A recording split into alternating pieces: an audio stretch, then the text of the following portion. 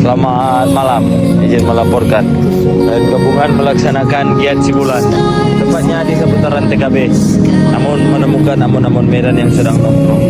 Lanjut dilakukan penggeledahan badan ataupun kendaraan, namun tidak ditemukan sajam ataupun miras. Selanjutnya amun-amun Medan diarahkan kembali untuk ke rumah masing-masing.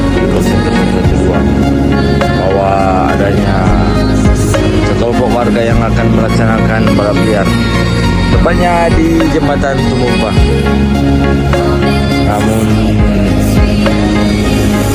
memberhentikan sekelompok warga yang mencurigakan akan melaksanakan balap liar, namun dilakukan penggeledahan badan ataupun kendaraan, namun tidak ditemukan saja ataupun miras.